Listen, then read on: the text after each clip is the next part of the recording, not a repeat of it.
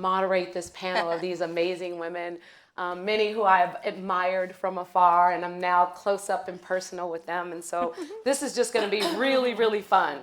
I want to take this opportunity to let you know that we are also, there's a live stream, so hi to the people who are watching us online.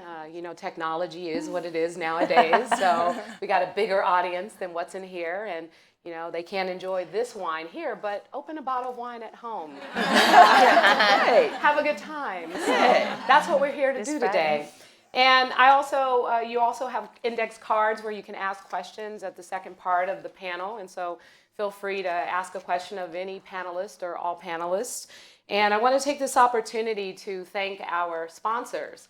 Mavet, the shoes that these women are wearing today, you know, and they're comfortable shoes. Yeah, I tried a few on, and I actually only wore my shoes because they match my outfit. So, but don't worry, I'm taking mine on the way out.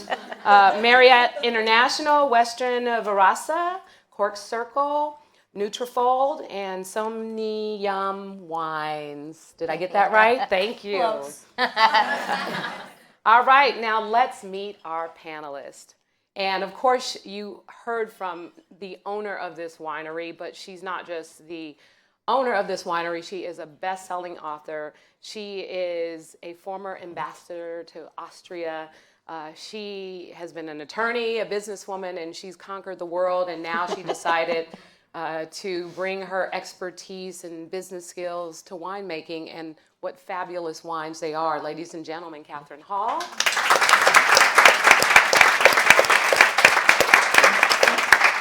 And of course, many of us have watched you on TV. Tamera Mowry, who is now married. I know your husband is here. Yes. Tamera Mowry-Housley, who is a household name from Sister Sister. That's crazy. That was my show, girl. Oh, thank you. Sister Sister, and she has done a lot of acting throughout her career, but now she hosts this amazing talk show called The Real. Hey. And so today we're going to get real, right? That's the so only thank way you. Let's welcome Tamera. Thank you. And retired race car driver and now vintner.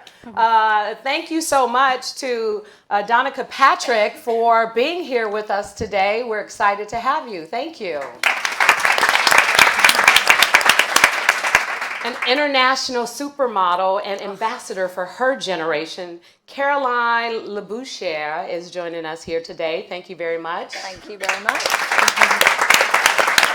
Vice President of Brand Marketing and Digital in the Americas for Marriott International, Kieran Donahue. Thank you for joining us. Now, as you can see from the bios that you've been able to take a look at and some of the things I said here today, some of these women have taken a launch from one career to the next. And oftentimes, some of us might be afraid to take that launch. I mean, I went from nonprofit community activism to politics. It wasn't that big of a leap, but it was a scary leap because then you were putting yourself out there, raising money, asking people to vote for you. It's kind of weird, but now I'm used to it. So here we are, and here they are. And let's start with you, Kathryn. Tell us about, I mean, you've done so many incredible things in your life, and now here you are, basically the owner of one of the most incredible wineries anywhere. And so tell us about all these different, you ran for office, you were ambassador, lawyer, all these things. Tell us how you got here and what were the scary parts that you had to overcome? Whoa. It's when you look back on your professional life, it seems very logical for me. If I look back, but looking forward, it was like a total mess. I mean, I think I sort of launched into things sometimes because of luck. My first career decision was that I was going to be a lawyer. So I went to law school for 3 years in the city, by the way, in San Francisco. And then but I never knew a lawyer. I never never had met a lawyer. I certainly never even heard of a woman lawyer in those days. It just didn't happen. And I probably was influenced by, more than anything else, a TV show called Perry Mason. I swear. I don't know if anybody is here and watched that show, but I thought, I could do that.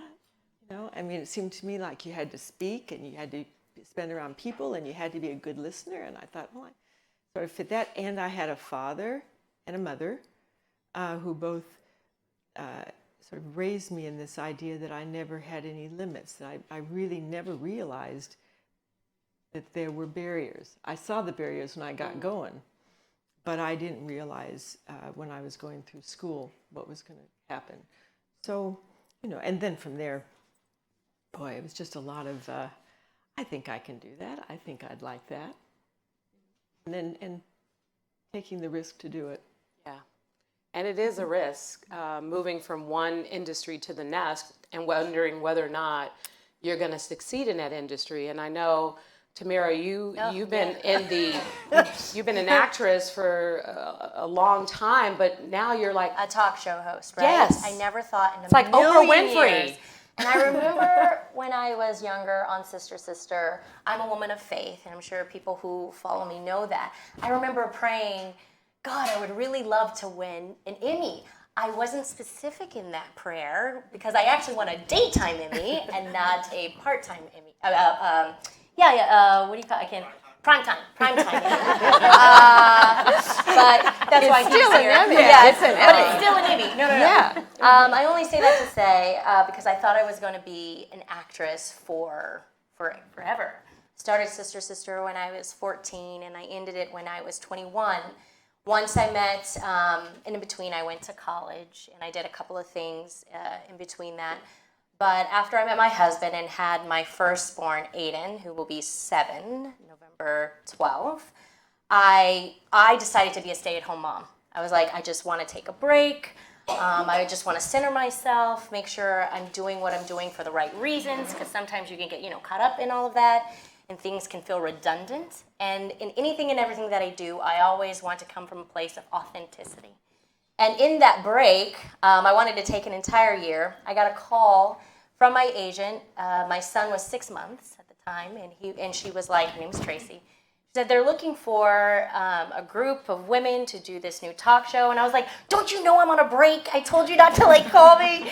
And she said, no, I think this could be really, really cool for you. And I was actually really afraid.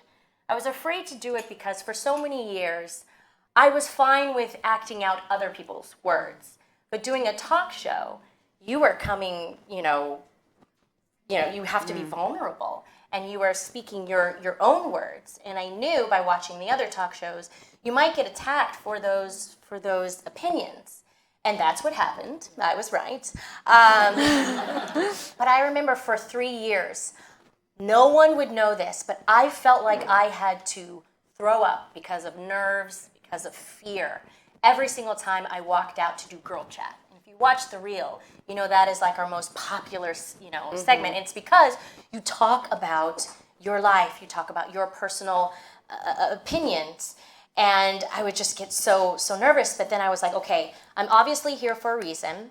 We had to audition with tons of women, and I was one of the 4 that that made it. So I remember just stepping out on faith and again, being true to myself. And I learned by doing the reel, when you are honest, authentic, real, that's when people can relate to you.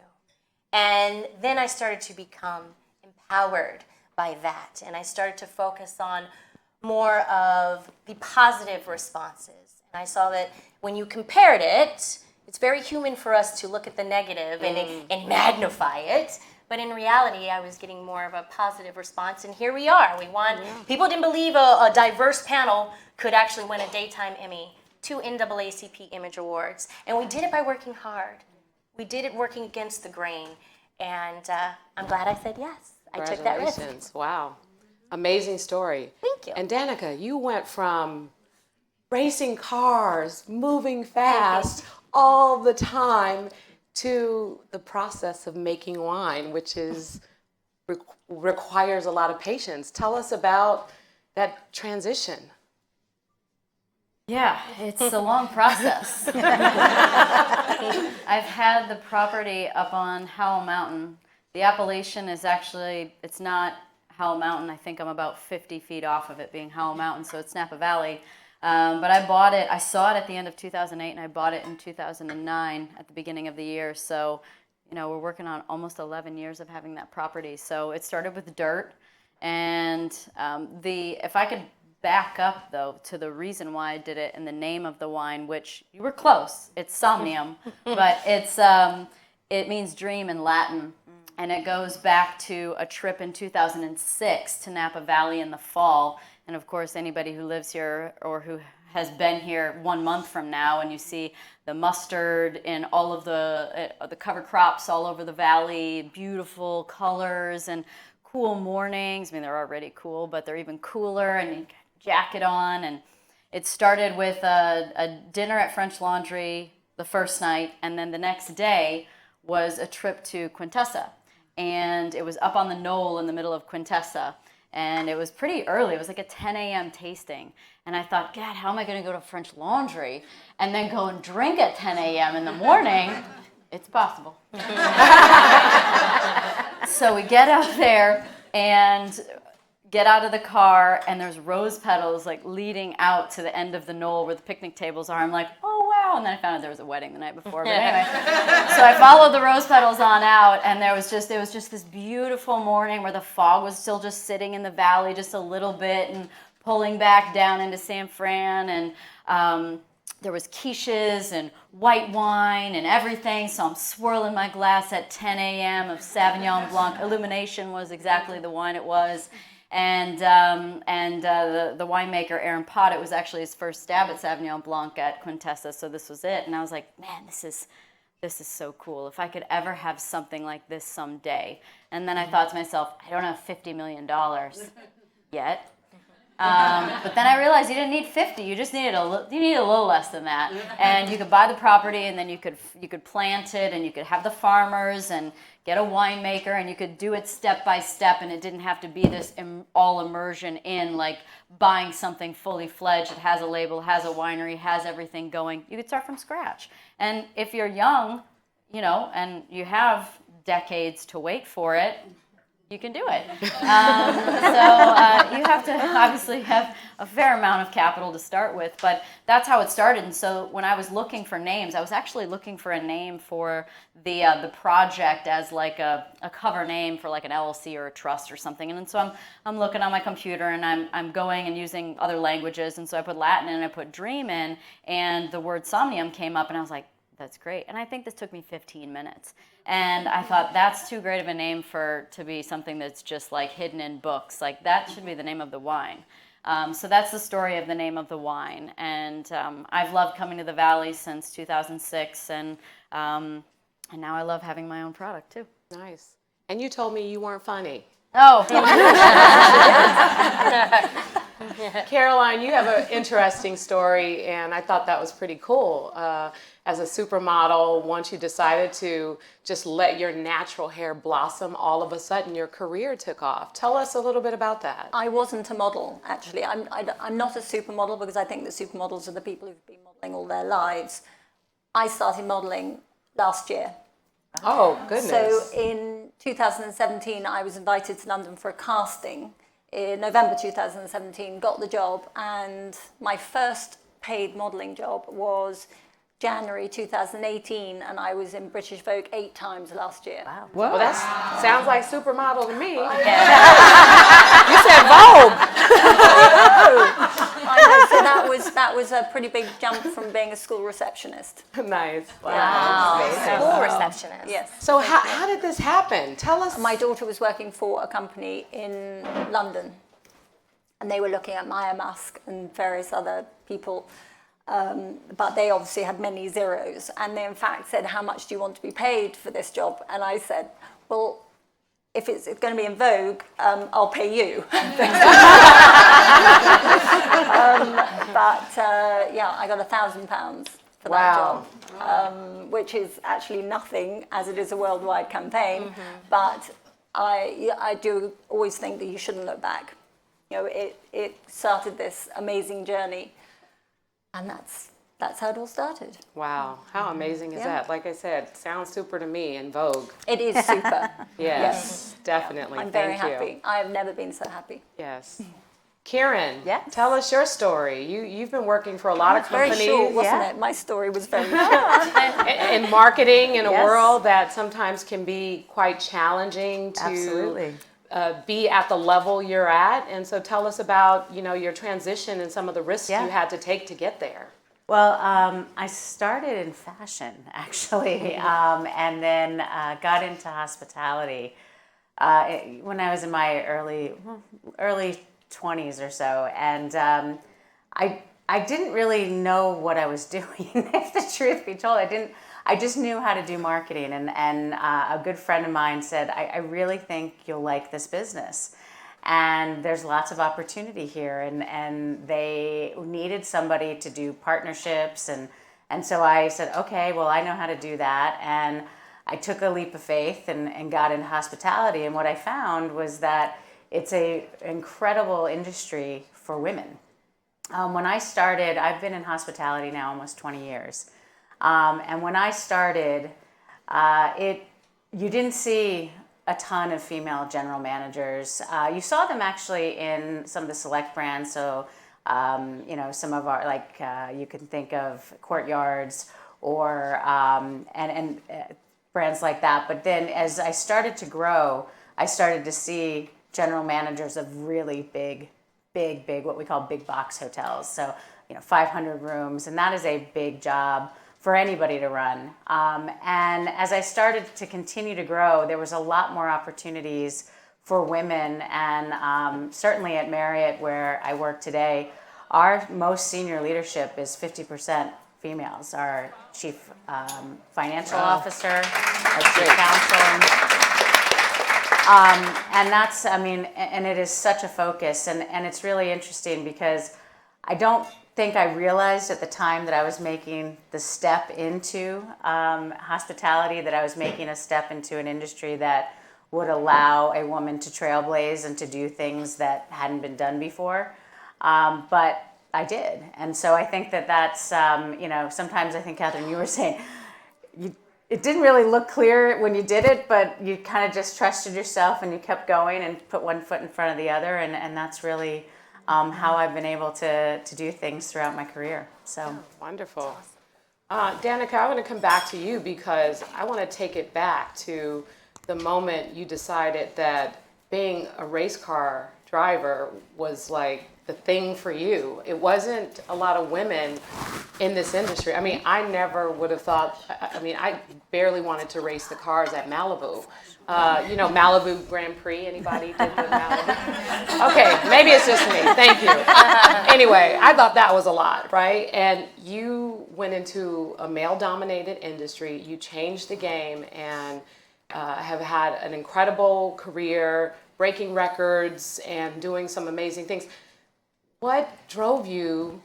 Oh, that's a good one. What drove you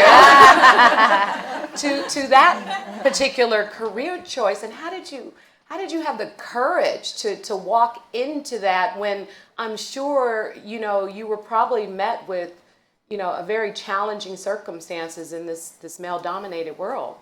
Well, I did it young, and I think that when you're younger, you have less. You haven't been subjected to cultural opinions and norms. I was 10, and so I didn't know any different. And I think that is part of what has helped me have the career that I had in racing, was that I didn't really think of myself as being different. It wasn't until 2014 when I had won so much that it drew in attention, and ABC Sports did a special on Sunday, and it was a lot of production behind it, but it was called Passion to Play, Making of a Champion, and it was myself, Anna Kournikova, and Tara Lipinski. Wow. And so we were all 14. And so it started with that. Then and MTV came to my school also that same time. I was 14 years old, exposing young extreme athletes doing different things. So it wasn't until that point that I really even thought of myself as being a girl. For me, it was just normal. I was like, I think I almost missed a race one time my first year because I was throwing football behind the trailers with all the kids, like the guys. So I just didn't even think of it. And it's also not something that was pointed out or used as any kind of a barometer or reference for me as a talent by my parents. Like for my dad always just wanted me to be the fastest driver possible. And so he'd be, no matter how fast I was, whether I was the fastest or not, I could be fastest by 2/10. I know that doesn't sound like a lot, but it is. We would be trying to figure out how we could be a half a second faster than everyone. So there was never a limit to it. It wasn't like, oh, you're just the best girl, or you're the best right now, or that's all you need to do. There was never an end to it. And so I think that our pure potential is infinite. And so we limit ourselves based on what we think is normal, what we think is what we should be doing, or what has been done and what hasn't been done. There's a great example was I think it was the 4-minute mile. And forever and ever, no one had broken the 4-minute mile record. And then one person did it, and then 20 people did it the next year. Because mentally they all said, it's been done. I can do that. So I did it young enough that there was no conditioning. And or very little, and I think that was a mindset that stayed with me. Luckily, from being young and doing that, but also from my parents setting a good example and setting, endless goals essentially for me that allowed me to have the career that I did. Yeah, that's great. And you are now an example for the next generation of young girls who are looking to say, I can do it because you can do it. Tamera, let's talk a little bit about your career in Hollywood. Because when you think about it and you look at the history of a lot of young people who start off as children who are actors in this industry, and sometimes what happens to them. And look at you are a beautiful woman who's married to a great guy who supports you, and great kids, and really a role model for how you have always conducted yourself, and how you've chose a great career, great roles, and things that are things that people look up to. And so tell us how you were able to maneuver in that world this way and emerge to be so amazing. I know I have to. Thanks. I have to give credit to my parents. I am an ex-Army brat. My mom was a drill sergeant, so there was lots of discipline growing up. My father was a first sergeant, and he taught us, both of them taught us the importance of hard work. And never thinking that you know everything. I'm always open to learning. I can remember when I was at the height of my career on Sister Sister, and we ended after 6 years. There are a lot of actors and actresses who would go and tell their agents, "Look, I don't want to audition. Like I need to be offered immediately." I didn't want to go that route, mainly because I was a child star actor, and I knew that I was going to have to relearn the whole audition, process as a young adult. I did go to Pepperdine University. My mom always said, make sure you have different notches in your belt, because Hollywood can be very fickle. And I experienced that. At one point, people love you, and you're not making any more money, or you got canceled, they drop you like really quickly. And a lot of the times, actors and actresses would take that personal. I didn't define myself by what I did. I defined myself as who I was and who I am. So my parents really made it very important that we looked at our character, more than anything. So after Sister Sister, I took my behind back to acting classes. And there were actors in there going, "What the hell are you doing in here? Like you've made it." And I said, no. I always want to continue to learn. And in that process, when I would go in the audition rooms, there were people saying, oh, no, I don't want to see her. She's a child actress. She doesn't know. I always wanted to be on a drama. And the casting director said, oh, she can't do that. Oh, one thing about me, if you tell me I can't do anything, I'm going to make sure that, I prove you wrong. So I went to acting classes that helped me in drama. I finally got in the room, booked the room. That's what I always say first, book the room. And then eventually you might, book a role. And I ended up doing Strong Medicine. And Strong Medicine it was a drama where I got to play a doctor. And now I can say hyperbilirubinemia with confidence because of it. So yeah. I don't even know what that is, but okay. It's kind of like a fancy term for jaundice. I was like, why couldn't you just have me say that? I'm like, okay. So yeah, so definitely great parents. And again, I have to go back to my faith because my mom always said, God giveth and he would taketh away. Yes. So I know where my help comes from. Definitely. And I'm always giving back to the community. And Wonderful. I think that's very important.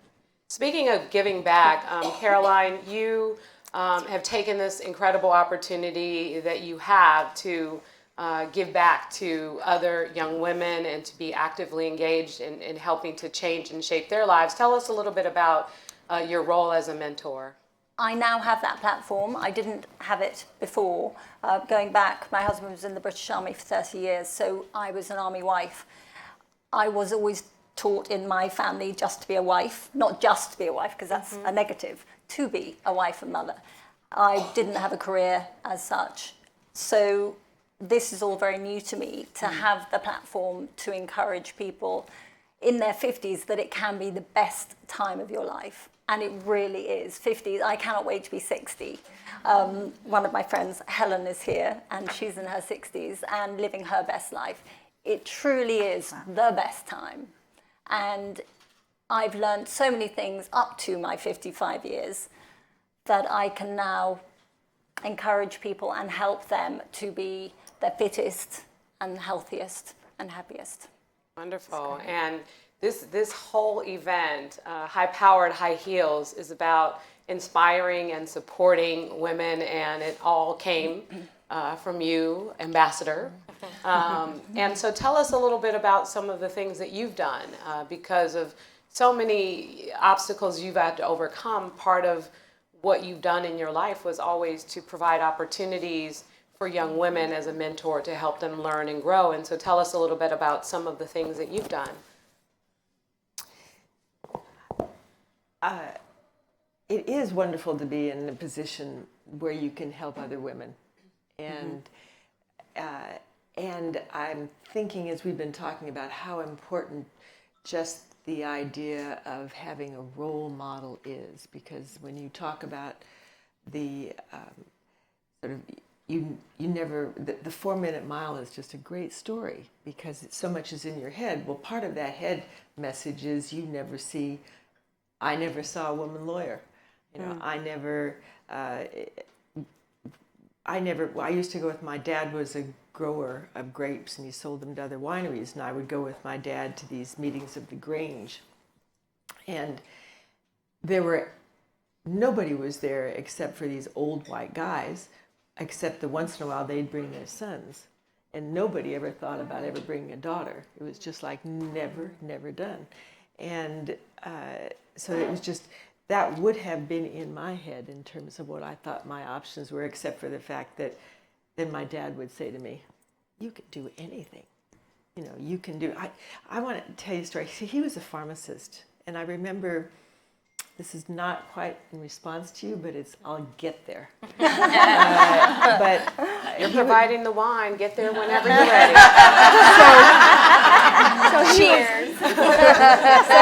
So I would work as a kid in my dad's drugstore, and I would getting paid 10 cents an hour, which I didn't realize was a bargain for him. And at the end of the day, if I'd done a good job, I could go in and pick out a toy that I could take home. And I remember going over, and we used to sell, they had doctor's kits and nurses' kits. And the doctor's kits had a picture of a man on the front, and it was gray.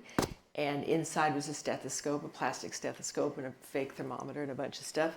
And then there was a little tray that was pink, and it looked exactly the same. And it had a picture of a woman on the front, and that was called the nurse's kit. And I remember going over and saying, he says, you know, here's the toy. And I said, this is what I want to take home. And it was the nurse's kit. And he said, well, why would you take the nurse's kit? I mean, there's nothing wrong with being a nurse, but what's wrong with that other kit, the doctor kit? He says, you know, maybe you'd like that one. And so I took the doctor kit. But it was just those little messages that keep coming up over and over again, where you never, you don't think that there are real barriers that will ever come up to stop you. I mean, the real world puts plenty of barriers up there. I mean, you're going to find them when you go looking for a job. I remember going to one job for a big company in San Francisco. It has since folded. I have some satisfaction in that. And my dad actually knew the president of the company, and so he said, why don't you, you go talk, and he'll come talk to you. So I went there, and for the interview, I had graduated, was a good student at law school, and I was looking for a job, and he said, there really isn't anything for a lawyer here. He didn't say woman, no lawyers. He says, you would be such a good secretary. He says, and then he spent the rest time talking about, and it's very important. A secretary is a very responsible job, and that. Well, of course it's a responsible job, but I had done 3 years of training to become a doctor. So, to be a lawyer. But anyway, it comes back to this. I just love that every one of us up here can be talking about our own experiences, and we can talk about what we've done, and in our businesses we can help other women sort of see that they don't have the boundaries that maybe others might think are out there for them. So that's probably enough of an answer. No, but it is important, and I think about your support for a program called Emerge, which trains women to run for office, because a lot of times women don't necessarily step out. It's like, oh, I'm going to run for school board. And people told me when I decided to run for office, you should run for school board, or you should go to a particular district where there was a higher African American population. And there were all those things. I was a part of this great program, and that program helped me and so many other women run for office with confidence and win. And that's what it's going to take, clearly, to make sure that we make the right investments, be good mentors, and continue to host events like this and support one another. And so you've definitely been a trendsetter in doing that, and we truly appreciate it, bringing all of us here today. And Kieran, I want to take this to you, because as you mentioned earlier, in your role, you just didn't see women in those roles. And so now that you are in that role, what are you doing to be a mentor and give back and to help promote and uplift other women? Yeah, I mean, it is something to actually be that person that people look up to now, and realize that you have a responsibility to bring others with you, women, and especially women, but also young men too. And I manage a team that is 70% millennials and 84% women. Wow. And you can clap. Women like marketing. I find that certainly I was the benefactor of growing up without boundaries. My mom always said you can do anything you set your mind to, and that was really two things. You had to work really hard to do it, and then don't put boundaries on yourself. But today I think there are challenges in how the speed of business, the speed of change, in particular in marketing, technology has changed everything that we do, and the customer is at the center of everything that we're doing. And so there's a level of resilience that is required in young people and people my age in business today that is just, I had to find a whole nother tank of resilience.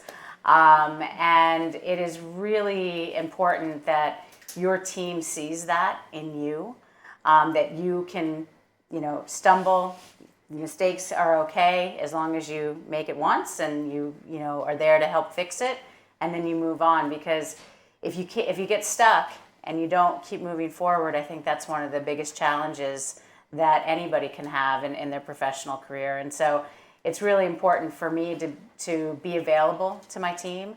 I have some folks that just know they can call me or text me if they want to talk. I have some young women, I'm their mentor, which sounds really weird to say. I still feel a little uncomfortable saying it, but at the end of the day, I just want to try to make a little difference. And if having a conversation with me can help them find something that maybe they didn't see in themselves, then that's something that I absolutely love doing.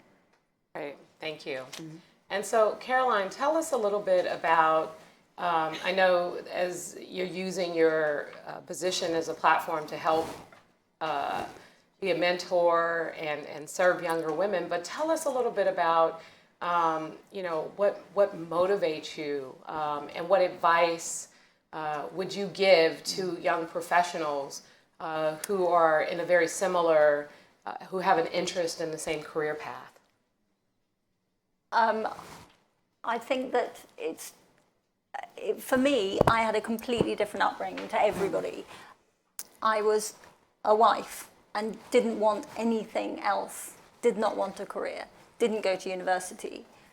I was really happy doing that, and I did not find myself until this last year. It's almost like I've blossomed. I've found a strength that I didn't know that I had, a power. I'm a completely different person now. Wow. It's overwhelming at times that I am now starting a local run club and encouraging women to get out there. We only run 3 kilometers, but they're coming along nicely. They need prodding during the week. But it's just, I'm still learning about myself, but I'm much more than I used to be. Right. But it took me 55 years to find that out. Yeah. And Danica, this is kind of weird to ask you, but because you're so young, and you're retired. You're a retired race car driver. And it's like, but what advice would you give to young women out there, the next generation? What would you say to them to do to keep them inspired? To retire at 36? Yeah, this is a concept that just came up in my mind recently, and nothing new or anything, but it was just something that came to mind that I think is really important if you want to progress, if you want to grow. And that's that you need to be outside your comfort zone. Yes. Like you're never going to grow inside your comfort zone. You have to get outside of it. So it's just kind of a fundamental, simple thing. And all along the way, that's just been something I've done. And I kind of hate it because it's uncomfortable. Yeah. But I'm always looking for it. So I have this, it's like always this push-pull going on in my life. And obviously retiring at 36 was a thought in my head that was like, no, I'm not ready. I'm 30, at that, I might have been 35 at that point in time. And, but then as I thought about it more, I have all these other things going on, and I thought, you know what, maybe I am ready. So it was, I have the initial fear of change and discomfort like anyone does, but I have maybe it's not unique, but I have a way of being able to pivot to a place that goes, but maybe it's going to be better than I could ever expect. Because you can only envision what you've seen before, what you've experienced, right? But what if it's better than any of that? Well, you're not going to know unless you get into that uncomfortable place. And so finding some comfort in that discomfort, which is a common thing that probably everyone has heard, but it's maybe knowing that when you're in that place of discomfort, you're about ready to explode, right? You're about ready to transition. You're about ready to do something great and be somewhere great. And another thing that gets me through tough times is that the only way to the other side is through. And So when you're in it, at least you know you're halfway. And there have been times that I thought, even in the end of my career, I had all life changes that you could possibly imagine happen within a couple of days. Life, living, relationship, everything would happen within 3 days. And I thought, I just want to go to sleep and wake up in 3 months. And I can barely, it's like a faint memory now. It's like being sick, right? You've been sick and you're like, oh God, death, like this is the worst thing ever. I never want to be sick again. And then a week later you're like, oh yeah, it really wasn't that bad, you know? And that's kind of how discomfort is, but that's the only way you grow. So that'd be my recommendation, is that just, you know, to push that boundary for yourself, and to understand that if you want something you've never had, you're going to have to do something you've never done. Saying yes to everything. Yeah. That's what I'm Except doing drugs, now. kids. Yeah. Don't do that. Yeah, that's true though. I mean, I think that's true. Even from like a joy standpoint of, we have for me, I'm afraid of heights. Saying yes to bungee jumping is like, but I did it. And you know, I love knowing that if there's something that really scares me, that if I have to, I can do it. It doesn't mean I want to do it again. Like, for instance, I hosted the ESPYs last year, and I did not want to say yes to that. I'm like, I am not funny. I am not a dancer. I am not a singer. I am not Justin Timberlake. I am not Jimmy Kimmel. I am not all these people. How the heck am I going to host this show that's supposed to be funny and, you know, dramatic and exciting and sad and happy? And then I thought, I just need to be me. What's unique about me that's going to make it special, because it's me? And I said yes to something that definitely scared me a lot, but made me really excited. And so, you know, saying yes to things, that's another way to think of it, because sometimes it's just a matter of having the right kind of trigger. But if something scares you and excites you, don't let fear win. That's a jerk. Yes. Don't let him win, her win, whoever it is, it win. Let the excitement win, and say yes, right? Because it could be bungee jumping, it could be Jumping just out of going an airplane. jumping on an airplane, going to a restaurant you haven't been to in a while, taking a hike on a new trail that you haven't gone to, because you're like, oh, it's so easy to just go to the normal one. I know where to park and I know where to go. But then all of a sudden you go to this other one and you're like, holy crap, there's a waterfall, you know? And didn't she just say again that she's not funny? I don't agree with that. But I think you make a really good point about stepping out and not being afraid to take risks, because with big risks come big rewards. I mean, I will tell you again, I go back to like running for office, right? And it was, you ran for office, wasn't it scary? Oh, yes. It was scary. It was like psychoanalysis on the front page of the paper. Yeah, It was just because awful. the other thing is, Yeah. in San Francisco, you know, politics is like a blood sport. They don't mess around there. And I grew up in a community, a very challenging community, and I worked in this community, and I was very actively engaged. And, you know, I love my community, and my community loved me. And I was like, I don't think I want to go into politics, because, you know, people don't like you in politics a lot of times. And that's just the truth. But I wanted to make changes, and I wanted to be in a position to make change. And so I really, you know, the mayor at the time had appointed someone else in the position, and I ran against that person, and a lot of folks turned their back on me, and it was scary, because it was, at first I was like, oh my God, do I do this? Don't I do this? And as a spiritual person, I prayed about it, Tamera, and got really like the inspiration to just step out on faith and not let the fear of losing and the fear of the attacks and the ugliness of politics consume me. And even to this day, sometimes I'm like, man, I really won. It's still, I'm telling you guys, I mean, if you only knew, I still can't even believe this. And so it was, you know, it's just stepping out on faith. And so let's talk about that a little bit in terms of, you know, doing things that you're afraid to do. Tamera, you talked about, you know, going from, you know, acting to a talk show host, Yeah. now to owning a tasting room in downtown Napa with my husband. Yeah, it's my husband's family. They own Century Oak Winery, and it's been around since 1969. Did I get that right? No, 89. 89. 19. The winery's been around since 2000. No, wait. We've been growing grapes. What is in the back of our sign, We've been Housley? growing grapes since then. Growing grapes. See, I am a work in progress. I just started this literally 6 months ago.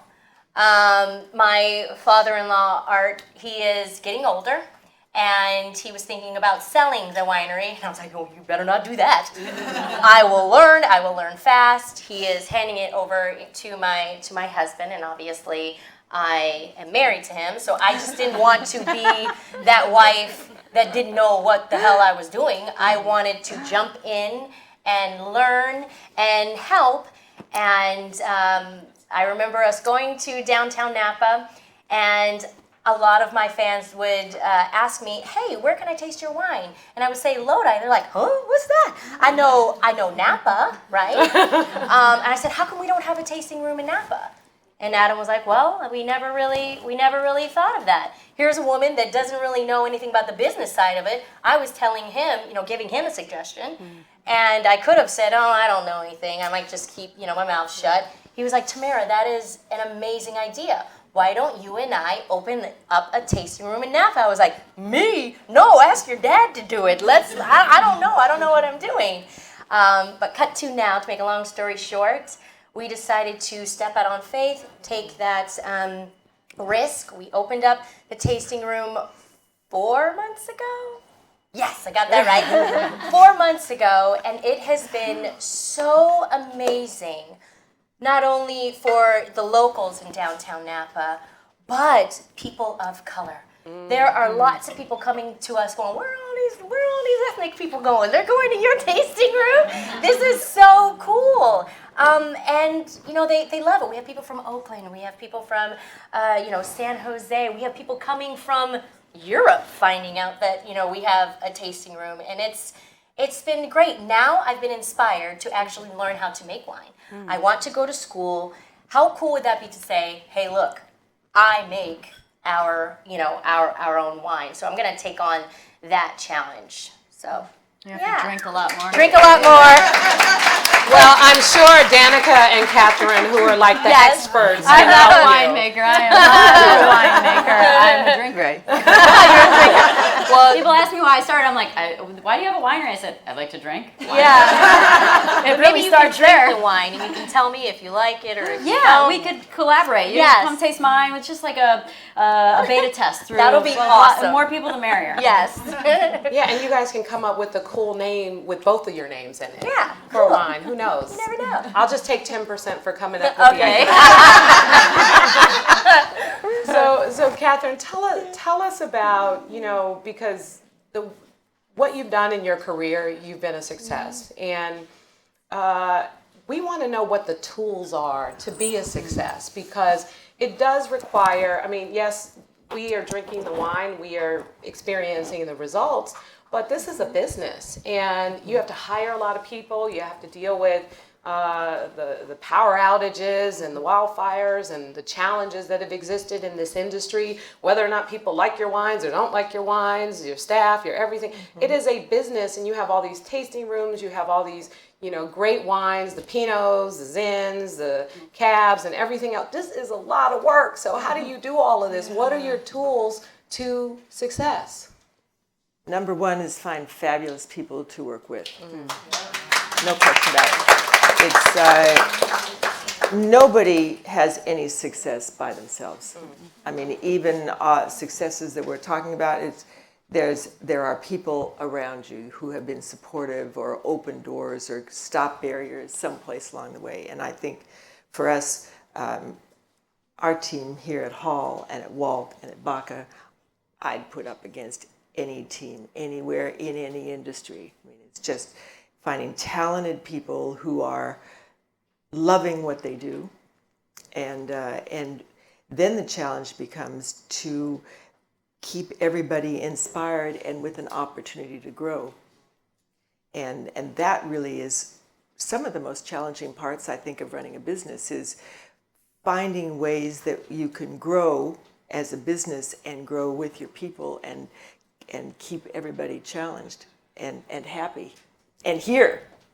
But I want to come back in part to this idea of sort of fear in coming, or at least I heard it in my head about fear, because I'm thinking, I find for me now so many of the decisions I make in business or in my personal life, I do them because I want to overcome a fear. It's true. And I ran a half marathon last year for the first time, and Wow. and I was scared to death. I mean, it was just, and part of it was just it was the fear of embarrassment. I just wanted to get there before they took the clock down. You know? And it was, I mean, it wasn't about, I didn't care about having the best time in the thing, but and yet that was one of the most satisfying things that's happened to me in the last several years. But I think if you ever start a job and you're not scared to death the first day you start that job, you're in the wrong job. Wow. I think that any place that you move to, and by the way, if you're lucky, you're always moving to, not moving from something else. I spent half of my life moving from, now I'm going to. The real plus for me. I'm happy, thank you. But I think this idea of moving through the fear, finding those things that are obstacles out there for you in whatever way they are, and then pushing yourself through them is the most satisfying thing for you personally. And I think then that also comes through to in management when you're running a business. I mean, it's just to help other people who are working with you do just the same thing. Yeah, and also like Tamera said, when someone tells you you can't do something, Yeah. that Oh, yeah. definitely can be a motivator Yes. to make you push through it. My haters are my motivators. Yes. That's the way I see See, it. that's the words of today. Haters are the motivators motivators. of life. Yes. So Kieran, let's talk about just a little bit about some of the tools for success, advice that you would give, things that you would share, things that we should do in order to be successful. Yeah, I mean, I talked a little bit about resilience, and I also think that not being afraid to take risk is actually one of the best growth opportunities that any professional can take on. And I kind of had a career of taking on things that never existed before, and it's like you said, Kathryn, you just keep plowing through, and you struggle sometimes. It's really hard, but you keep making decisions and you keep moving forward, and I think that's really important. I think finding a way to be anticipatory, because if you can anticipate 80% of things, and that's by understanding, in my world, the market, the seasons, the business numbers itself, and really getting your team to understand those things. When challenges come, because they always come, it makes it a little easier because you've thought about, you've thought about a couple of things that could happen and go wrong. And so I try to work on that with my team, and being present with the team, I think is, and that means, and today, I used to be present because I had a lot of people that would come to my office, and I would have my one-on-ones with them, and it was like, okay, stay away from the computer, have your time with them, get to know them. That's their time. Now I have a ton of remote people, and I've discovered that I have to actually still physically step away from the computer, right? So you have to be present for people, because when you can do that for your team, you can empower them. And an empowered team is one of the most powerful teams that you can have. And so I think that is, resiliency, empowerment, anticipating, and then in my world, I think it's really, really important that marketers are commercially savvy.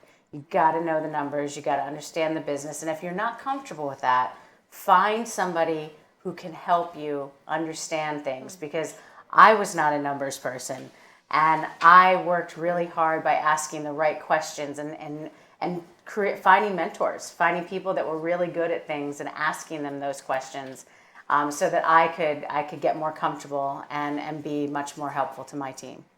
So those are some Great tools for success. That's a really great one, to get somebody else that knows how to do something you don't know how to do. Yeah. I do that a lot. Yeah. So I know that tool works. So the thing I wanted to talk about, because my community where I grew up is important to me. As a mayor, the whole city, I'm born and raised in San Francisco, but because there were a lot of challenges in my community, a lot of violence, a lot of crime, so many people that I grew up with didn't make it. And here I am, and this is why I say I have to pinch myself sometimes, because I can't even believe that I'm in a situation like this. And so really helping to change and save lives and create a better future so that the next generation of San Franciscans growing up in poverty like I did don't end up in situations like some of the friends and family members that I grew up with is so important to me. So there are so many ways that I give back, not just as mayor with my initiatives and my investments, but also with my time and really making deliberate investments in order to make changes. So I wanted to talk a little bit about what are some of the things that motivate you, and what are some of the things that you're doing in communities that you serve to really give back and are you seeing really positive impacts on people's lives as a result of your work? So, Kieran, you're shaking your head like you can think of a dozen examples. Well, so. no, actually, there's one that's really close to my heart, and it's cystic fibrosis. My cousin has it, and so for the better part of 20 years, I've been involved in fundraising for cystic fibrosis, sitting on most recently a board for a big fundraising event every year. And that money that we raise, both at the events that I was chairing, but also across the country, has really led to incredible discoveries for this orphan disease that's genetic. And so it doesn't get the funding that cancer and other diseases have. All important, but obviously this is a little bit different. And so a lot of developments have happened, and there's been a lot of FDA approvals of drugs that actually now a child that's born with cystic fibrosis can almost, because of the drugs that they can take, almost not have some of the effects of cystic fibrosis because of some of these new discoveries. And so I know that work, I'm a small part of it, but there's an army of people that are doing things. And to me, you can make a difference. It's just, even though you might be just doing one part of those things, I'm just trying to help raise some money. It all went to the right thing, and now we're saving people's lives, and hopefully we'll find a cure within my cousin's lifetime, which I really believe is possible. Wonderful. So. Thank you. Tamera, tell us a little bit about some of the things that you work on. Well, what I've learned by being in the entertainment business, it's important to know that you have a platform and you have a responsibility to use one thing that I think that we all can use, and that's your voice. Don't be afraid to be the only in the room, whether you are the only person of color, or you are the only religious person, whether you are the only person who believes in whatever you believe in. Don't be afraid to just stand up and say something. So I feel like my job is unique in that way, because I get to tell stories about my personal life every single day. I have had moments where I'm like, oh God, I'm just tired. We start at 3:15. Well, I start my day at 3:15. We shoot live. But when I see people in the audience and they come up to me and they say, your story, because you were brave enough to say that you suffered with depression, has helped me be alive today. Wow. I was gonna end it, but then I listened to you. Or I just met with a woman on a plane who said, I'm going through an awful divorce right now. I spent most of my life raising our 3 children, and I didn't want to get out of bed at all. She said, watching your show, it made me happy. It empowered me to say, you know what? She's actually 50, and she's starting a new career. She is a flight attendant. I was like, dang, okay, that's brave. You're a flight attendant, you fly every single day. Kudos, to you. But also, recently our family was hit with something that was just very tragic. And we didn't just want to do nothing. We wanted to fight for my niece, Helena. she passed away from gun violence. So you can look to other organizations that talk about gun control and all of that, and you can just rely on that. But we started our own, and it's Helena's Voice Foundation, and we're going to have a concert this Saturday, and we're going to help raise money, for her. And we're focusing on helping she was a student who loved music, and there are people who want to pursue that, and they can't afford to go to school. So we are helping, raise money for those students, and amongst other things. But yeah, so it's important to own that responsibility and not be afraid to speak up and give back. Yeah. Don't forget where you came from. Yeah. Yeah, and that's really a good point, because I think that, I'm not afraid to talk about, just my life and just how I grew up and my family members and my brother who's in prison, my sister who I lost to a drug overdose. I'm hurt by the fact that there's nothing that I can do to change their situation. But when I'm out there in the community and I have those discussions, or I talk about them depending on what's appropriate to say, every single time there are people who walk up to me, and just even recently, one guy who said he was too embarrassed to talk about his brother's situation because of what his brother did.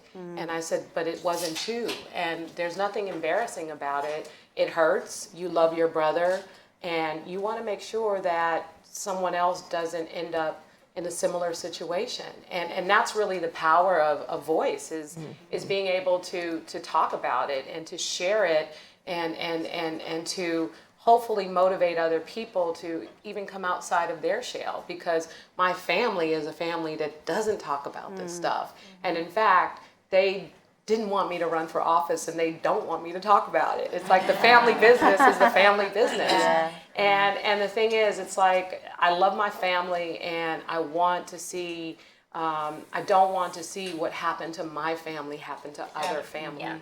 And I think it's important to continue to, use your voice in that way. And it's so critical to, bringing people together and changing and saving lives, and what that can do. It's a tremendous impact. So I want to shift to something, or did you want to add something? Well, I just was thinking, this is the mayor of San Francisco. How lucky are we?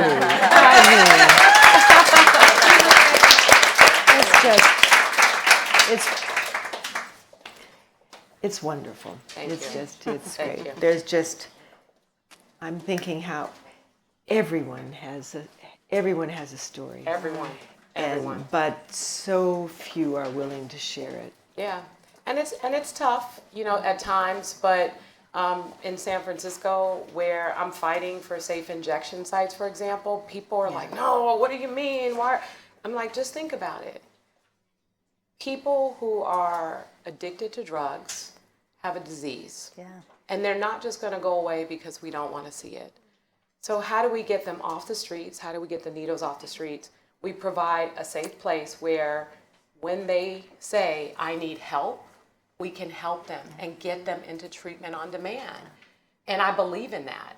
I also believe that we need to make sure that we get the drug dealers off the streets too. And it's like we don't have to sacrifice one for the other. So it's a complicated problem, but you can express compassion and also have accountability for people who are creating the kind of environment that's destroying our communities. So there is a balance to be had, and I think it's important, as I said, that I talk about my own personal experiences in that process as a way to help people understand why I believe as I believe, and will continue to push for these kinds of changes to policies. And each and every one of you are a trailblazer in pushing to change what used to be normal. This is the new normal. All of you here today, and the new normal also comes with high heels. And so Mavette provided shoes to all the panelists and asked each of you to write a word on those shoes. And I want each of you to take the time to say what that word is and talk about why that word is on your shoes. Tamera? Okay, I'll start. And it's actually been something that we all have collectively been talking about, and mine says no fear.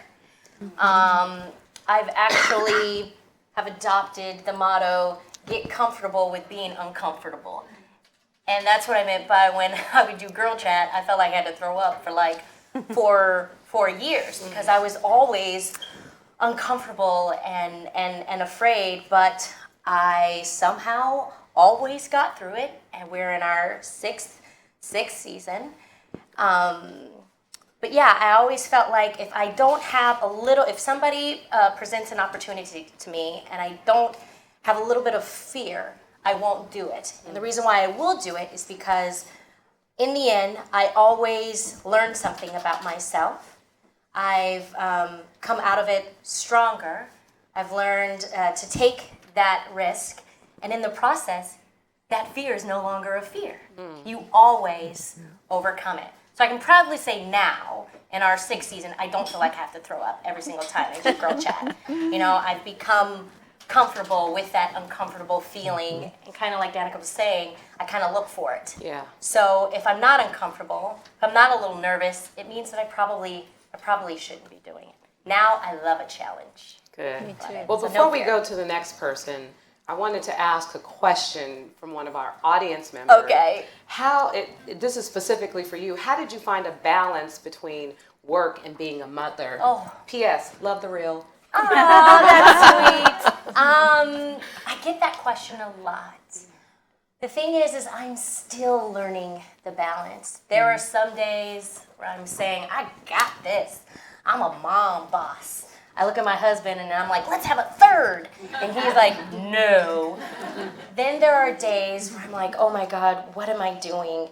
That mom guilt hits me every, single time. I would say, if you're doing, what helps me if I'm doing enough, if I'm doing my best, I'm doing enough. So many times we always ask that question, am I enough? Are my kids gonna see that I'm doing enough? But literally just recently my kid said, Mom, you're amazing. And that made me feel good because I know, and my husband knows each and every day, I try my best. So as long as you are doing your best, there are going to be some days that are going to be rough, accept that. We aren't, perfect. And then there are going to be some days that, you have it. What's helped me is prioritizing, having an amazing support group, being okay with asking for help. In the beginning, I wanted to control everything. And I realized in doing that, I wasn't being the best wife. I wasn't being the best mom because I was depleted. And when I opened myself up to say, okay, listen, Tamera, you're not perfect. I struggled with that and people pleasing. When I opened myself up for help, that's when I learned that, it's okay to take time to yourself. And organization is huge. Like my whole house is like, it's just organized, and that has helped me, with the soccer games and all of that. So my days just go by a little bit easier. And then also, I have an amazing partner. My husband is, he is awesome. And I mean that. It's never a chore for him to take on the parent, responsibility that I'm not able to do. I travel twice a week. We live here, but I shoot the show in LA. And when I'm in LA, I'm not stressed because I know he's got this. So that's how I do it. Wonderful.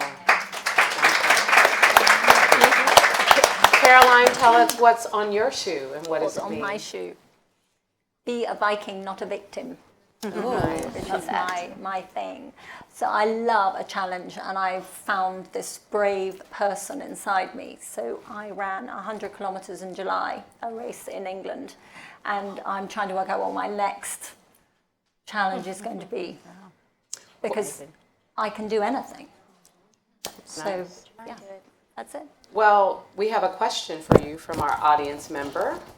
How has finding yourself in your 50s affected your relationship with your family and friends? Have there been negative ramifications from your personal growth? No, they've been all positive, actually. My husband is a brilliant Insta husband, I have to say. he is really, really, really good in stuff. And my son here, he's my Insta son while I'm here. It has, my husband is very proud. I think my children are proud of me, the new me, and they support me in pretty much everything that I do. My husband he did the 100 kilometers with me. Nice. With my son. But the last 20 kilometers, my husband and I were hand in hand, saying no negative comments, no negative comments, we can do this, we can do this. And it was the worst time of our lives. It hurt every single step. But we did it together, and I said to him, I've never loved you so much as I love you right now. Just finishing together was fabulous. So yeah, nothing but support, and he loves me that I'm my own person. Before I was standing behind him as a military wife, and now I'm standing with him. Nice. So Danica, what's on your shoe? It's on one of these. I think it's on this one. Grow. So my girlfriends and I, there's a group of us in Scottsdale where I have a house and live full-time for a long time. We take trips, and the concept of word of the year came up a long time ago. So it's probably been at least 5 years now. So grow is my word of the year this year. And really it's more of a mindset that whenever you're trying to make a decision on what to do, does that decision help you grow or not? It's really just like a pivot point. So I'm a big believer in the power of the mind as well. I think that while we want to make changes to other things, you can't make someone do something, right? They have to decide to do it for themselves. So the best thing that you can do is be the role model, right? Be the light that you want to see in other people. So understanding that the change really comes from inside, and that's where true change comes from. I mean, if you think about it, like fundamentally, we're one generation away. If everyone makes a decision to get along, to all get along, right? But everyone has to make that decision. You can't just say you get along. No, you get along. No, everyone has to decide for themselves. Like, oh, we all get along. I like you. No more war. No more of this. No more of that. But it's hard. And so coming back around to that discomfort place, it's something that is like you have to create a feeling. So the idea of sitting in that discomfort, doing things that are scary to you or whatever it may be, that's fine in words. But no, really honestly, that feels like shit. Like it feels terrible. You're in the moment and you think, I want to make a different decision. I want to do what I normally do. That is the exact moment that you have to be uncomfortable. And so if you really just have to remind yourself that it's not going to be easy, and that very moment that you want to abandon ship and do something that you used to do, or act like you used to act, or react the way you normally react, which is me, like a fireball.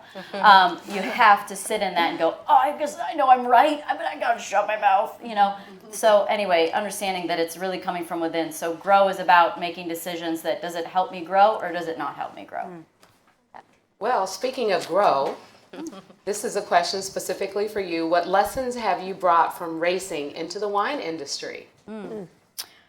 Team, racing, yes, I'm the only one on the track, but, that car is only as good as the team that's prepared it and the product that you have. So, if Chevys are fast and Fords aren't, well, you need to start with a better engine. So that comes with having, in the wine business, having the right soil, the right property, and the right rootstock and varietals, and having the right winemaker and having the right sales team. It's all of those things are really important. So having this is nothing new, right? But having people that you also get along with and have fun, because I think amazing things flow through a group of people that are just having fun. It shouldn't feel like work. I really believe you can make a job out of absolutely anything that you love doing. The trick is, can you get over that hump of going, maybe you're doing it, right? I do it a lot in my life, but it's not always that easy. And so, I believe that you can truly make a job out of anything you want. And then once you step into that, this is one of the other things that I've learned in the last year or two, is that the things that are for you will energize you. They will bring you, they will raise you up. You will get excited. You will have a day that is so long, but so fulfilling. And you're not even tired from it. You're energized from it, because what is happening is positive and energetically on the frequency that you're at. Now, if you're doing something, it could take an hour, but it's like something that you're really not interested, you spend the rest of the day going, God, that was horrible, you're tired, but I truly believe that. So let your energetic response to the things that you're doing be a barometer as to whether or not you're doing something that is for you or really, truly against you. And that's not always easy, but it's a process. And I think there's always this big hump. Like, I feel like side hustle is this thing that, is always out there because you're doing something because, you need to pay the bills and you have a family and you have kids or whatever it may be. But you've found another passion, you're afraid to jump ship. You don't have to just jump ship. You can just start small. I mean, I was a race car driver while I was starting Somnium. And so, amongst other projects too. So, knowing that it can start off just as fun. And I feel like some of the biggest success stories that you ever hear are the ones where people are like, I don't know, I just really like this, and I started in my garage, and then it turned into this, and now I'm a billionaire. Don't we wish it were that easy? Yeah. Kieran, let's see what's on your shoe. This is the right shoe. Discovery, which is kind of similar to grow, actually, because through discovery, I can grow, and it's something that it's really important to me to kind of push and pull and figure out how things can work, to really try to bring something to life and make a difference. But it's also important to me to discover those things in people that sometimes they don't see. And when you can see something in someone and encourage them to really bring it to life and use it to their advantage, there's nothing more joyous, really, than seeing somebody really flourish because you said, hey, did you know you're really good at this? And maybe you should try doing a little bit more of it. And then when they do, and they're actually happy doing it, and they realize that, it's really something to see. Nice. Yeah. Well, we have a question for you. This is a good one. Oh boy. It's from Caleb, watching on Facebook Live. Hi, Caleb. Hi, Caleb. He loves the ladies. With the rise of conflicts between employees and their employers over social media use, what advice do you have for young professionals and how they use social media? Well, that's a great question. Isn't that a good question? Yeah, and actually, I love talking to students about this because I do a bit of that. And I always say, what you put on social media will be there if you're not careful in your first job interview. Are those the things that you want people to see? Because we didn't have that problem when we were growing up. Thank God. I'm just saying. I'm so glad we didn't have social media. But you really have to think about that. And even as I've continue to grow in my career, I'm more and more less engaged in certain things and more engaged in other types. I just kind of put the pretty pictures and the happy stuff on my Instagram because I don't want to get involved in other things, because at the end of the day, I think you can accomplish much more with a conversation than some kind of back and forth on Instagram or Facebook.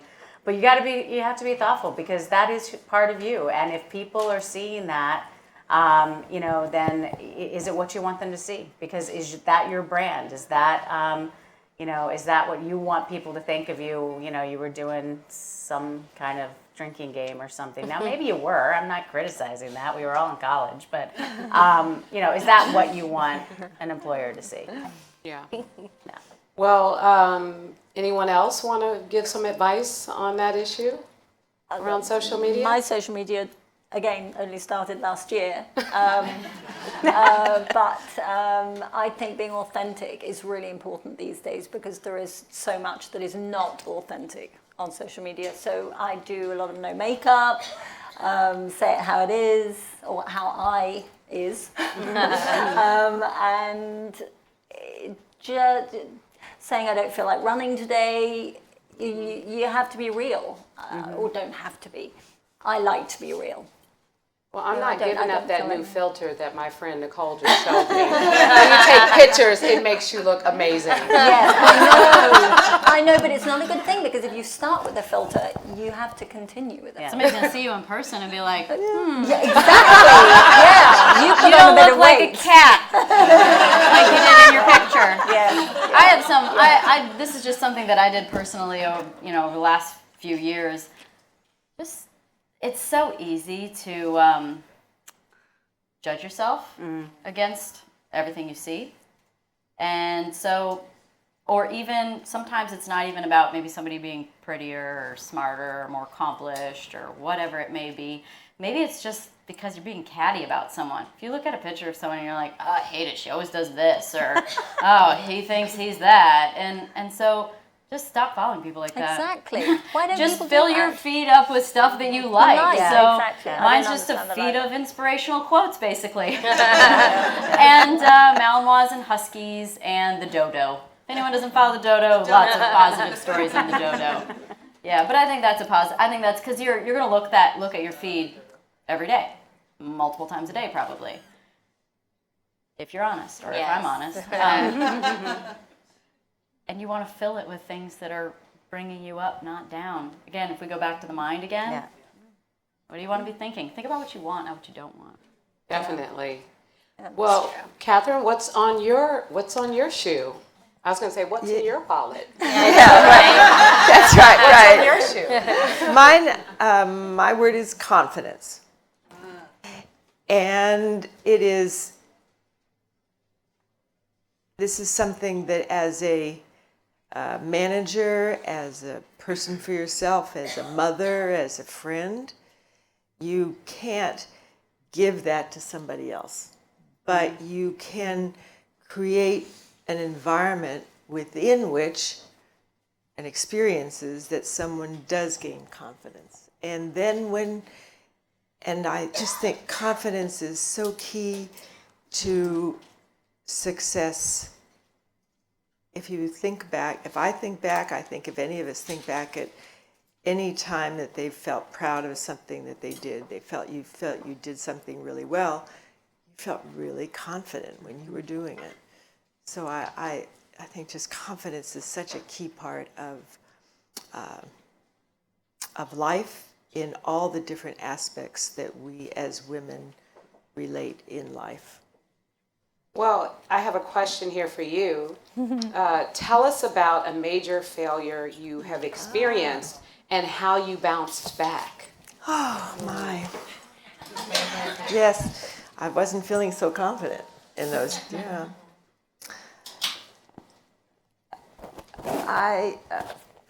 When I, as you said, I ran for office twice, and I lost both times.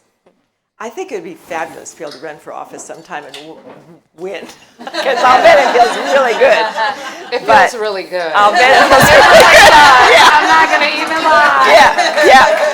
It does. I'm sorry, it does. But actually, I mean, in a way, I did love the experience of running both times that I did. I mean, not all the time, and certainly not on election night. But anyway,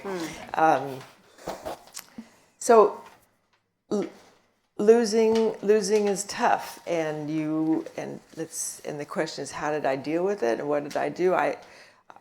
For me, it was going back and looking at what could I have done differently, and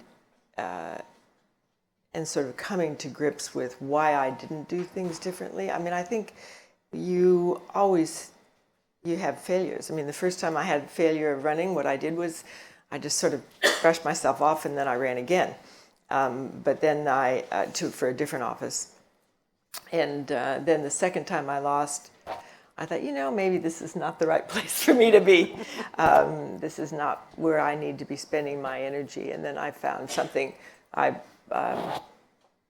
Where did I go? Oh, well, that's when I got to be ambassador. That was a good follow-up. But yeah, I think one of the lessons I learned from that was just that you keep yourself open, and doors do open. But you have to be out they're playing the game in order to see the doors that are going to be opening. So there was a lot of pain, but luckily for me anyway, there was a nice next chapter. Nice. Well, I like some of these questions here. I want to ask a few of you. What was and we'll start with you, Kathryn, what was the best advice you ever received? Well, again, it was from, it wasn't one comment. It was just a series of comments over and over again over the course of my childhood, that there are no limits. There are no limits. You can do it. You work hard, you apply yourself, you can do it. That was the best series of advice that I received. So, Tamera, Yes. what is one of your flaws that you have turned into an asset? Oh God. Flaws that I've turned into. It's like you're on the reel right I now. know. Into an asset. Well, I mean, this might be subjective only because growing up, I saw being goofy as a negative thing. I'm a twin, so people would call me the goofy one, and Tia was kind of like the sexy one. And now I have learned. Well, my grandmother used to always say, "Dare to be different," you know. And although we're twins, I needed to own my uniqueness. That's what made me different, goofy. And I like to think I'm, funny.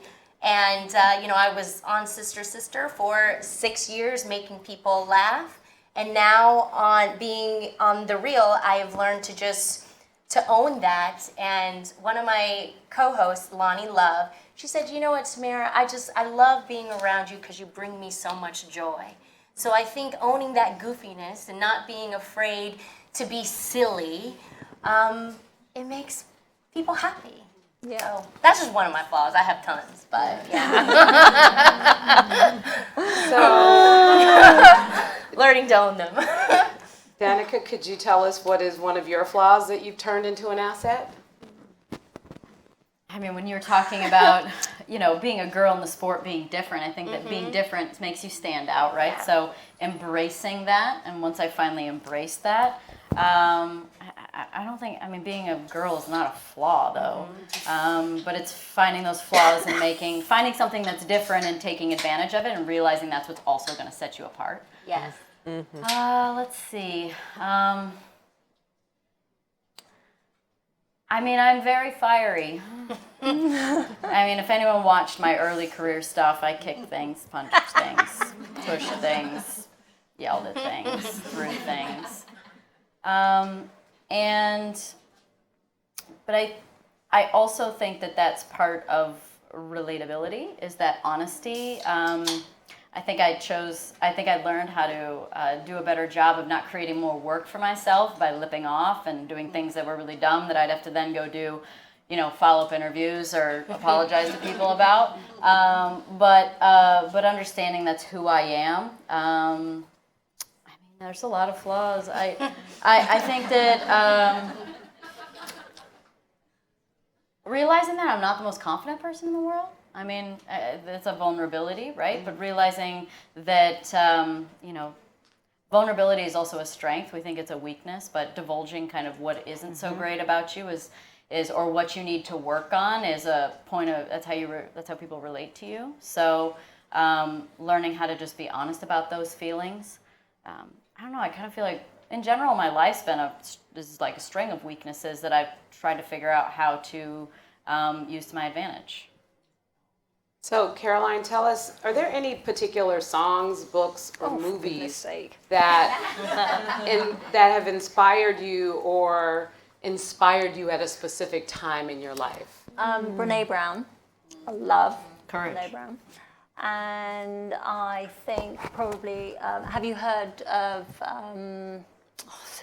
is it Being a Badass? How to Be a Badass. How to Be a Badass. Add that book, yeah. Amazing. Audiobook, listened in the car, get out feeling like a badass. Jen Sincero, is that right?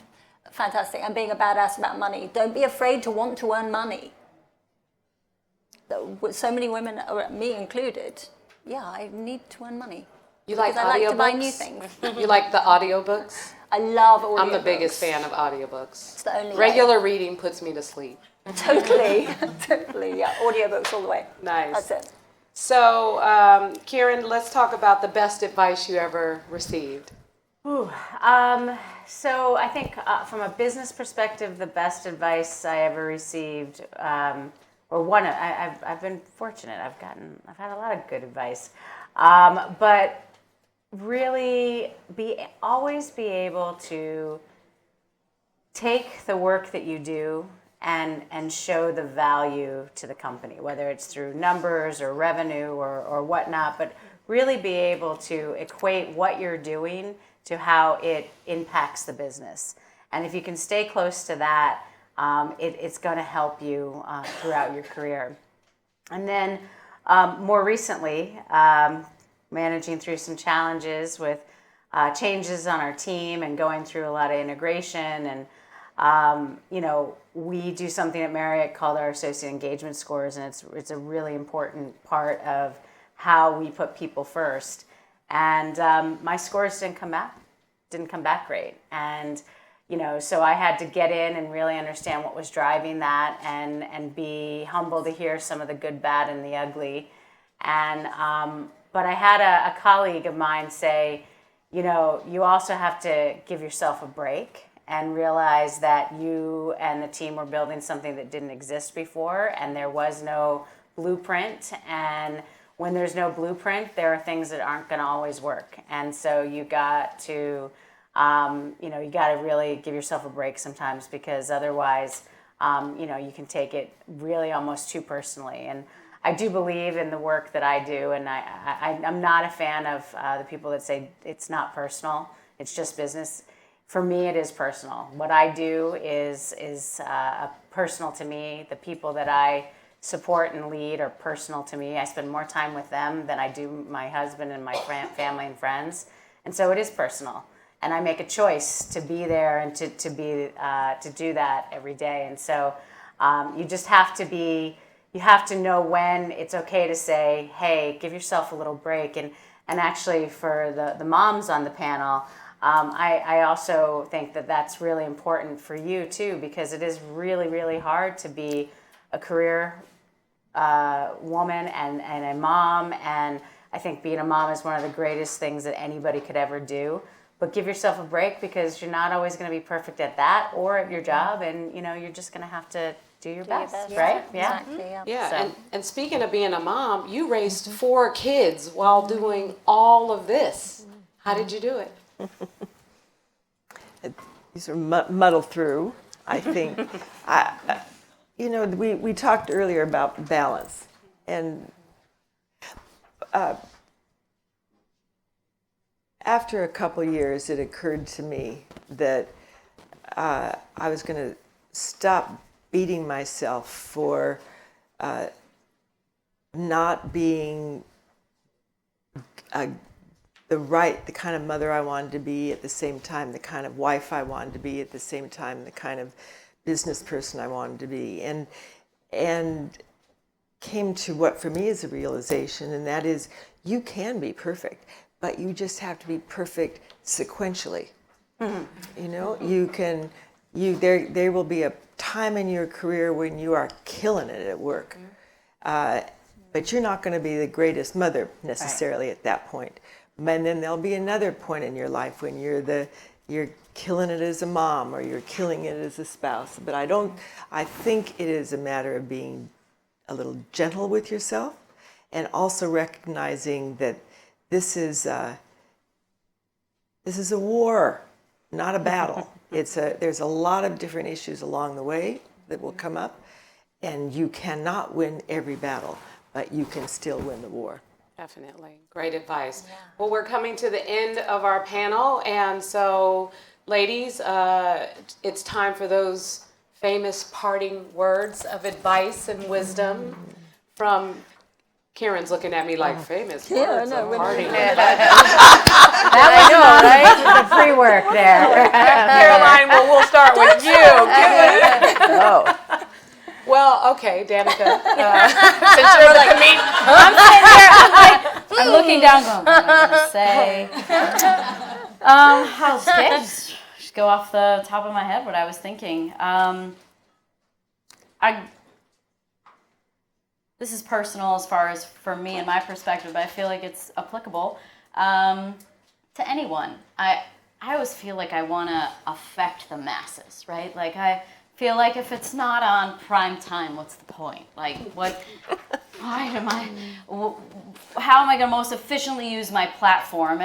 And so I started a podcast to help people grow, to help people be able to provoke them to share their inspirational and vulnerable stories, to use those examples to grow. That's a slightly larger platform. It starts small, but it grows, right? But the advice that I got was that don't forget about the one. And I have to remember that, and I think that we all should remember that. Like, don't forget about the one. And so the example I would have for that is I was walking into the Lambeau Stadium and one of the preseason games, and I look at the guy, security guard that helps me. I know where to go, but anyway, helps me get up there, and I'm like, wow, where did the other half of you go?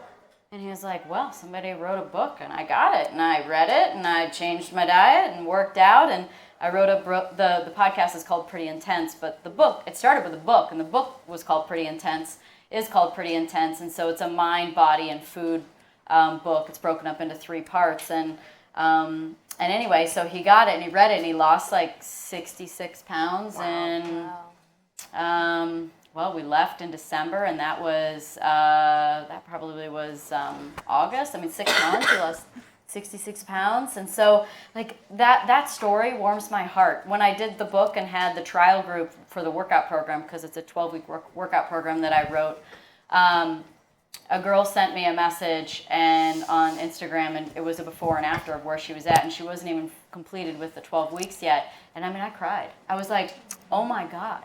Like, the fact that just putting this information out there and giving people that accessibility and that inspiration and motivation, even if it just helped that one person, even if it's just that one person that lost 20 pounds and has a whole new perspective on life and has the confidence to attack anything. It's like, talking about running your race, like that, the physical challenges that we put ourselves through are also ways to increase our confidence for everything else in life. So anyway, that one person, those people, like that's where you it hits that's where it pulls at your heartstrings, right? So, don't be afraid to just affect the one, help the one.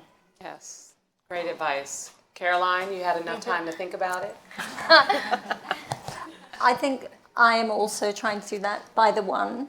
I love having coffee with people. I say yes to pretty much everybody who asks me to have coffee with them.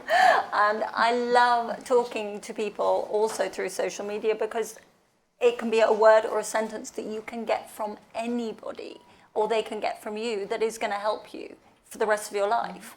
So I think it's important to keep communicating. Right. Kieran? I think it might be cliche, but take risks, because it is rewarding when something that you were scared about, nervous about, weren't sure about pays off, and you can grow as a human when you do that. And whether it's risks in your career or risks with personally, it's just try it, because you don't know, and something really great could be on the other side. I'm trying to think. Well, I learned something from Tyler Perry. I recently Did you go to his studio? I sure did, girl. It was awesome. And the one thing that I took away from that is he says, allow yourself to dream. Sometimes people talk themselves, out of it. Yeah. And if your dream doesn't scare you, that means it's not big enough. Yes. And I think the hardest part for people is to just take that first step. It doesn't mean you have to be realistic. It doesn't mean you have to take this huge, giant step. Just one little tiny step in the right direction can get you where you need to be. Nice. Kathryn, Ambassador. My advice is to create time for yourself alone, with nobody else watching, where you can just sit down and have a nice glass of wine. Here, here. Cheers. And with that, I want to add to that by saying, you know, it's important that you take the time to take care of yourself. Yeah. Because if you don't take care of you, then how are you going to do all these amazing things that you want to do in life? And so that is really a good way to end this incredible session, taking care of ourselves, taking care of the world, taking over the world. Ladies, we're taking over the world. Thank you, Kathryn Hall, and thank you to Hall Wineries for hosting this amazing event with these extraordinary women doing extraordinary things all over the world. And thank you to our audience members, those watching online. And now it is time for us to party. Thank you. Thank you. All right. All right. So there. We're driving. Oh, I'm sorry, my word. That was so nice. Here, you want mine? That was fun. Thank you. Nice. Yes. We're taking home. I see you every time I see around here. I know. Oh, dear. Oh, good. It's not fun.